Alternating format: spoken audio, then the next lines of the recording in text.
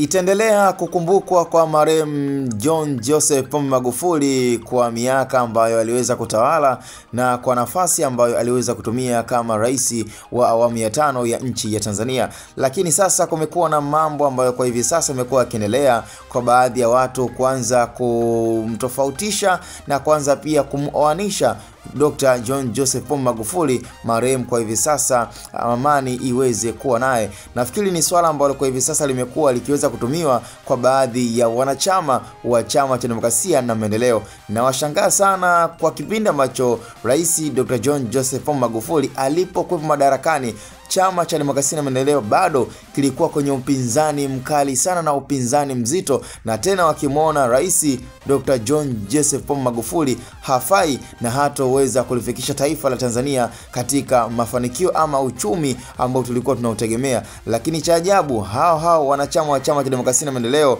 ndo hawa wa siku ya leo ambao wanaamini kwamba Magufuli alikuwa ni the best na alikuwa ni better. Kwa hiyo katika swala ambalo kwa hivi sasa pia limekuwa ni kama gumzo zito, yani kwa Rais Samia Suluhu Hassan ambaye pia yupo kwenye utawala kama rais wa awamu ya 6, ni kwamba issue iliyopo na hata katika jambo ambalo pia aliamini marehemu Dr. John Joseph Pombe Magufuli ni kwamba kwa chama cha CCM mwongozo na system iliyopo ni system ambayo kwa nchi ya Tanzania na taifa la Tanzania ni kwamba amani itatawala miaka na miaka na kuendelea kudumu zaidi na zaidi. Lakini katika swala ambalo pia aliliomba na alisha kulizungumza ni kwamba yani wananchi wasisubutu na tena wasijaribu kuweza kuua hilo swala ya kutaka system ya chama cha CCM kiweze kupotea kwa kuweza kuwapa wapinzani pia madaraka, kwa sababu kwa hivi sasa wananchi wanashindwa kufahamu kwamba kumekuwa na uchu madaraka kwa upinzani miaka na miaka. Kwa hiyo kuhusu swala zima la Chadema ama pia chama pinzani